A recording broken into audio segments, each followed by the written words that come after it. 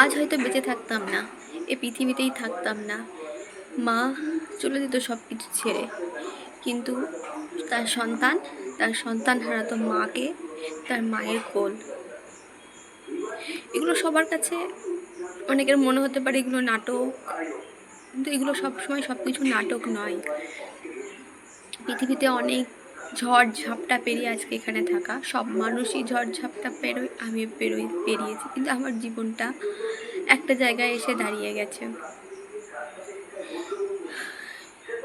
মৃত্যুকে ফেলে রেখে আজকে এখানে দাঁড়িয়ে রয়েছি। এখন হয়তো তার সাথে লড়াই করে যাচ্ছি, সুস্থ আছি, কিন্তু জানি না কতদিন সুস্থ থাকবো। আজকে কি বলতো, আজকে না বুকের ভিতরে একটা ভয়, কেমন যেন একটা কষ্ট বাধা হয়ে আসছে কেন জানো? কারণ যে কষ্টগুলো পেয়েছি,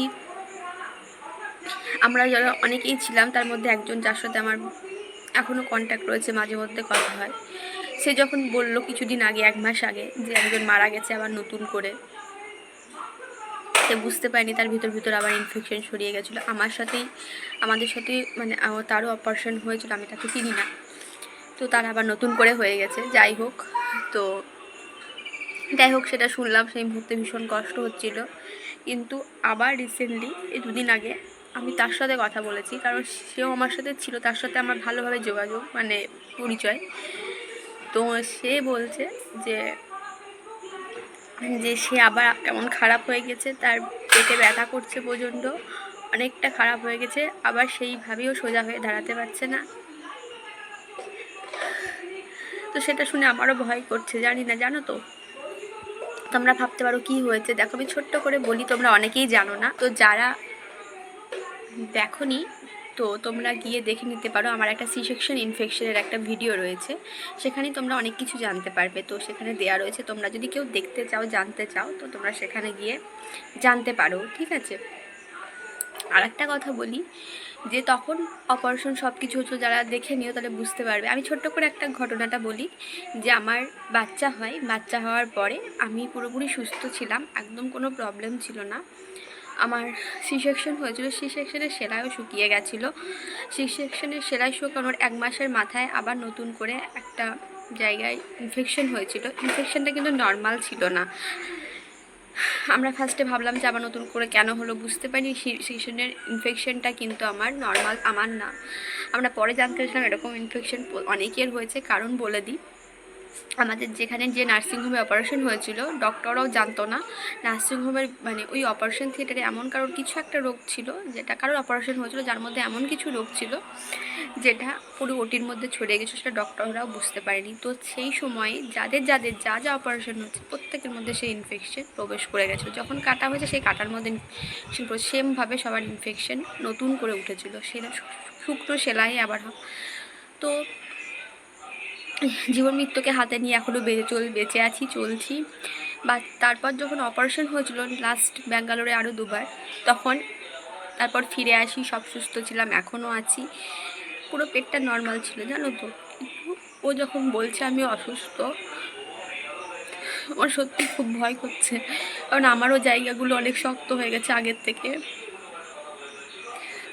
এখন জানো তো, বেঁচে থাকা বা না থাকা এটা কিছু এসে যায় না, কিন্তু সব একা থাকলে কিচ্ছু মনে হতো না। আমার প্রচুর টাকা খরচ হয়েছে, আমি সে টাকা খরচ আমার বাবা প্রচুর টাকা খরচ করেছে, কিন্তু আজ যদি কিছু হয়, আমার এমনিতে কোনো রকম কিছু নেই, যে আমার বাচ্চাটা যদি না থাকতো, আমার বাচ্চার জন্য আমাকে বেঁচে থাকতে হবে। আমার ভাবলেই ভয় করে, আমার পরিস্থিতিটা তো আমি জানি, আমি যদি না থাকি, আমার বাচ্চাটা কোথায় কী হতো অবস্থা, আমার এটা ভাবলেই ভেতর কেমন করে ওঠে। বাট আমার পরিস্থিতি একমাত্র আমি জানি, জানো তো। আমি হাসি খুশিভাবে থাকার চেষ্টা করি, ভীষণ আনন্দ ঠাট্টা করি, যতই ঝড়ঝাপটা থাকুক না কেন আমি আনন্দ করে থাকতে পছন্দ করি। তো সেটাই আমি ভীষণ আনন্দভাবে থাকার চেষ্টা করি, খোলামেলাভাবে পজিটিভভাবে থাকার চেষ্টা করি, সব কিছু ভুলে। কিন্তু এগুলো ভাবলেই কেমন লাগে।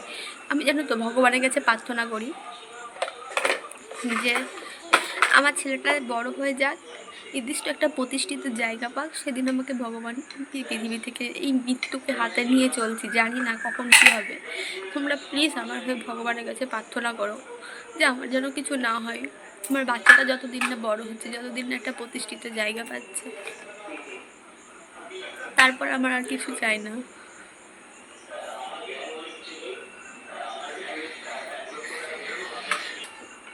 ওই জিনিসটা হওয়ার পর ভেতর অনেক উইক, জানো তো, যেমন ছিলাম আর সেরকম নেই। এই যে চুল দেখছো, আমার খুব ভালোবাসার একটা জিনিস ছিল, প্রচুর চুল ছিল আমার, সব উঠে গেছিলো, আবার নতুন করে হয়েছে, সেটা কোনো কথা না। বেঁচে আছি, এখনও বেঁচে চলছি, সে বললাম তো মৃত্যুকে সাথে নিয়ে এখনও চলছি, জানি না কতদিন থাকবো। তো ভগবানের কাছে প্রার্থনা এইভাবেই যেন কাটিয়ে দিতে পারি জীবনটা আমার, অন্তত শুনো বড় হওয়া পর্যন্ত। আমি একটা কথা বুঝি যে ভালোভাবে মানে অনেক কিছু হয়, সব কিছু পাশে রেখে আমি হাসি খুশিভাবে নিজের মতো করে থাকতে পছন্দ করি এবং সেইভাবেই চলি। অনেক সময় কি হয় জানো, আমি এটা মনে করি যে বড় হলেও অনেক সময় মনটাকে অনেক সময় বাচ্চার মতো রাখতে, তাতে সব কিছু ভালো হয়, মন ভালো থাকে। তো আমি সব কিছুকে সরিয়ে এগুলো করার চেষ্টা করি। জীবন বড় কঠিন, শুধু কঠিনটাকে সবসময় ধরে রাখে, কিন্তু বলো এরকমভাবে খুব ভয় করে, কারণ সেই কষ্টগুলো মনে পড়লে না ভিতরটা কি হয়ে ওঠে, যা কষ্ট পেয়েছি। এবং আমি একা না, অনেক মানুষ, কেউ কম কেউ বেশি, কিন্তু সেই 19-20ই কষ্ট পেয়েছি। কেউ মারা গেছে শুনছি, কেউ তখন মারা গেছে, কেউ এখন মারা গেছে। তো নতুন করে আমাদের সাথেই হয়েছিল সেই মানুষটা যাকে আমি এত ভালো করে চিনি, একই জিনিস ঘটেছিল, একই কষ্ট পেয়েছি, আবার নতুন করে আরও কষ্ট হচ্ছে। আমার ভাবলেই ভীষণ কষ্ট হচ্ছে, জায়গাগুলো আমারও না। এই দেখো তোমাদেরকে আমি দেখাচ্ছি, এই জায়গায় পেটের এই পুরো এই জায়গায় পুরো কাটা, পুরো কাটা রয়েছে, পুরো কাটা, পুরো এ মাথা থেকে ও মাথা সব কাটা, জানো তো। ওগুলো সব নরম হয়ে গেছিলো, সব যেমন পেট হয় সেরকম হয়ে গেছিলো, আবার নতুন করে সব। ও যখন বলছে যেরকম আমি আর দাঁড়াতে পারছি না, ব্যথা করছে, ছবি, হ্যাঁ আবার একটা কথা বলি, ছবি করেছে, ওর মধ্যে আবার ইনফেকশন ধরা পড়েছে, ইনফেকশন আছে ভিতর।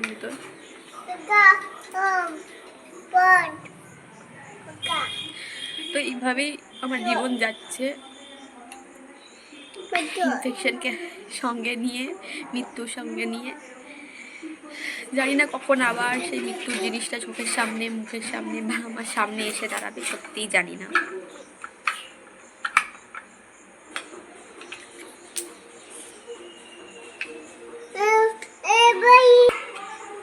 একটা জীবনে একটা মানুষ সবার প্রিয় হতে পারে না, একটা মানুষ কারোর কাছে ভালো, কারোর কাছে খারাপ, এটাই স্বাভাবিক। কিন্তু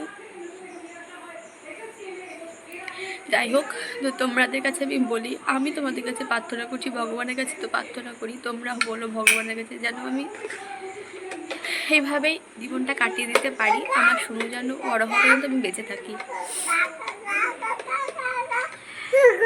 আমার ভিডিওটা আমি এখানেই শেষ করলাম, আমার ভিডিওটা আমি এখানেই শেষ করছি। সবাই সুস্থ থেকো, ভালো থেকো।